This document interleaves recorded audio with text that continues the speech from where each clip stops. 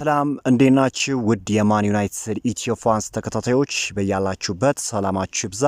በርካታ ስፖርታዊ ጥንክሮችን ወደ እናንተ ይዘን መጥተናል። እስከ ፕሮግራማችን መጠናቂያ ድረስ አብራችሁን ቆዩ።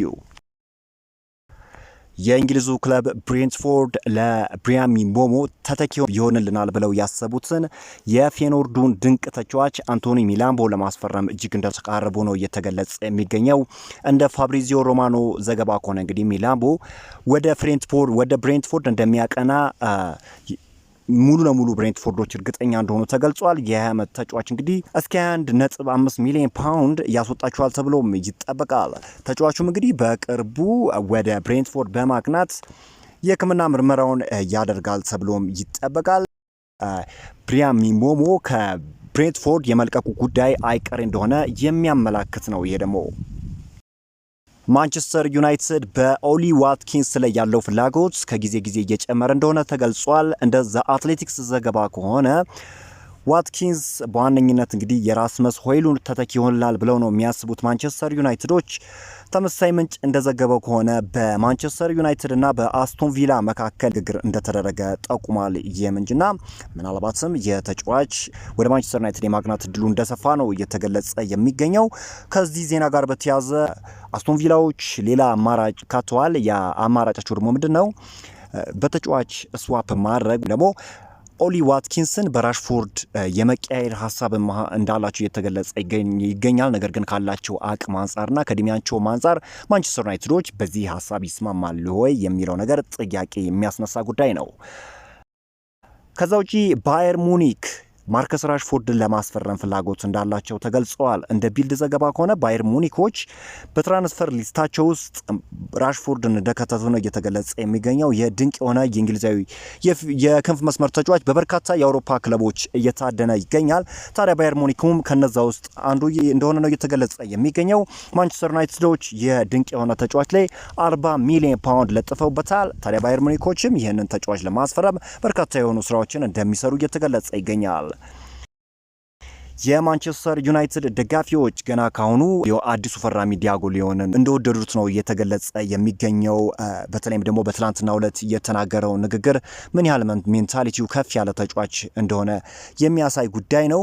ምናልባትም በቅድመ የውድድር ዘመኑ ጥሩ የሚባል እንቅስቃሴን በማንቸስተር ዩናይትድ ቤት ማሳየት የሚችል ከሆነ ሩበን አሞሪም የሌፍት ባክ አማራጫቸውን ዴፕሳቸውን ከፍ ያደርግላቸዋል ተብሎ ነው የሚታሰበው። በሌፍት ባክ ቦታ ላይ እንግዲህ ሉክሾ ተደጋጋሚ የሆነ ጉዳትን ያስተናግዳል። ፓትሪክ ዶርኩም ቢሆን አማራጭ ስለሌላቸው እንጂ የሚባል እንቅስቃሴን እያሳየ አልነበረም ባለፈው የውድድር ዘመንና ይህ ድንቅ የሆነ ተጫዋች በማንቸስተር ዩናይትድ ቤት የመቆየት እድል ይኖረዋል። በቅድመ የውድድር ዘመኑ ድንቅ የሚባል እንቅስቃሴን ማሳየት የሚችል ከሆነ ከፊዚካል ጋር በተያያዘ እንግዲህ ተጫዋቹ ፊዚካሊ ስትሮንግ የሚባል ተጫዋች ነው ከእድሜው አንጻርና ማንቸስተር ዩናይትድ መለያ በቀጣዩ የውድድር ዘመን የመመልከት እድላችን ከፍ እንዳለ ነው እየተገለጸ የሚገኘው።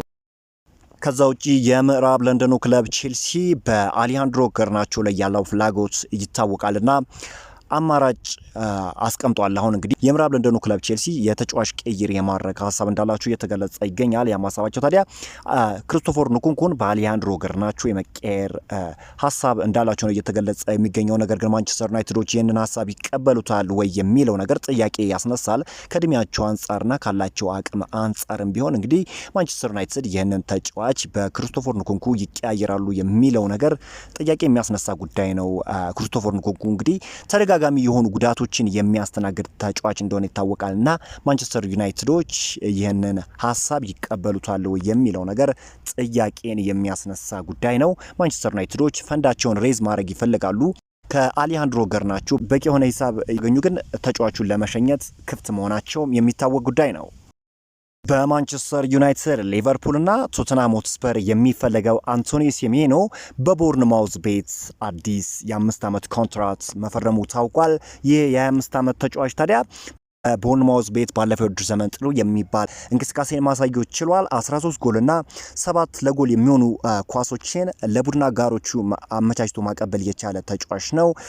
ታዲያ በበርካታ የአውሮፓ ክለቦች የተጫዋች ቢፈለግም እንኳን ነገር ግን ተጫዋቹ በቦርንማውዝ ቤት መቆየትን እንደመረጠ ነው እየተገለጸ የሚገኘው።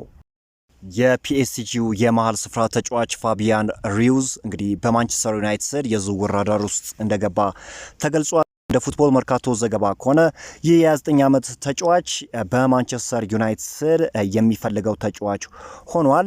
ከማንቸስተር ዩናይትድ በተጨማሪ የሳውዲው ክለብ አልናስርም በተጫዋቹ ላይ ፍላጎት አሳይቷል። የስፔናዊ ተጫዋች በፒኤስጂ ቤት እጅግ በጣም ጥሩ የሚባል እንቅስቃሴን ማሳየት የቻለ ተጫዋች ነው። ለፒኤስጂ እንግዲህ የቡድን መረጋጋት ቁልፍ ሚናውን ሲወጣ ማስተዋል ችለናል። ታዲያ ማንቸስተር ዩናይትዶችም በተጫዋቹ ላይ ያላቸው ፍላጎት ከጊዜ ጊዜ እጅግ እንደጨመረ ነው እየተገለጸ የሚገኘው። በመሀል ስፍራ ያለባቸውንም ክፍተት ይሞላልናል ብለው የሚያስቡት ተጫዋች እንደሆነም ተገልጿል።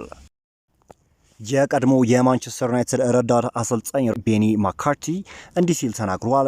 በእግር ኳስ ውስጥ ከተሰሩ ትላልቅ ስህተቶች ውስጥ አንዱ ማክቶሚኔ እንዲለቅ መፍቀድ ነበረ። የተወለደው ለማንቸስተር ዩናይትድ ለመጫወት ነው። ምናልባትም በጣም ቴክኒካዊ ተጫዋች ላይሆን ይችላል፣ ነገር ግን ታጋይ ተጫዋች ነበር። ያንን መልሶ ሊሰጣችሁ የሚችለው ማቲያስ ኩና ነው። እናም እሱ ይካሳሉ ብዬ አስባለሁ ሲል ነው የተናገረው። ማንቸስተር ዩናይትድ ኢቭኒንግ ኒውስ ለደጋፊዎች በዚህ የዝውውር መስኮት ወደ ዩናይትድ ቢመጣ የምትመርጡት የ9 ቁጥር ጭራሽ አጥቂ ማን ነው ሲል ድምጽ ሰብስቧል። በዚህም ድምጽ መስጫ ላይ ከ15000 ሰዎች በላይ የተሳተፉበት ሲሆን 42% የሚሆኑት የማንቸስተር ዩናይትድ ደጋፊዎች ቪክተር ኦሽሜንን መምረጣቸው ተገልጿል። በተጨማሪም 41% የሚሆኑት ቪክተር ዮክሬሽን የመረጡ ሲሆን 9% የሚሆኑት ደግሞ ሁጎ ኤኪቲኬን ሲመርጡ፣ በሚያስገርም ሁኔታ የትኛውም ደጋፊ ኦሊ ዋትኪንስን አላካተተውም።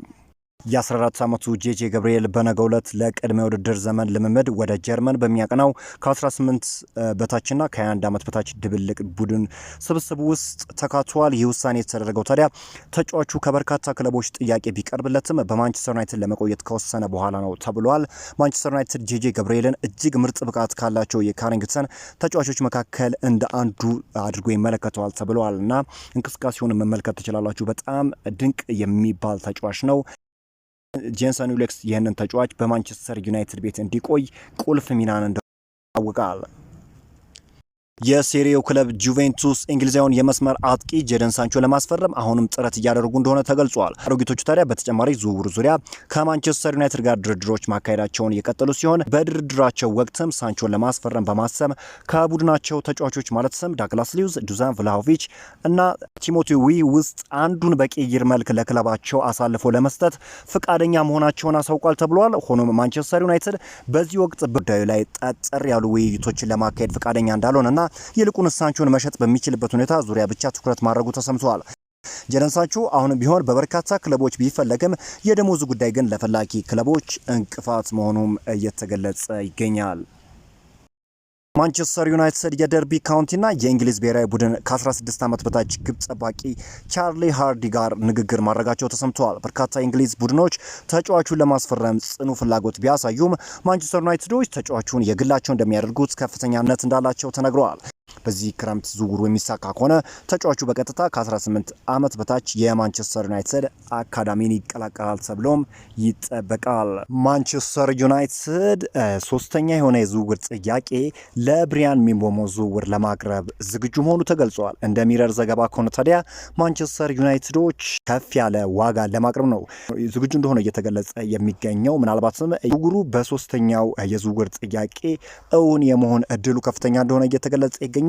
ንቦቹ እንደሚታወቀው ሁለቱን የዝውውር ጥያቄ ውድቅ ማድረጋቸው የሚታወቅ ጉዳይ ነው። ታዲያ የካሜሩናዊ ተጫዋች ወደ ማንቸስተር ዩናይትድ ማቅናት እንደሚፈልግ ለብሬንትፎርዶች በተደጋጋሚ ያሳውቋቸዋል።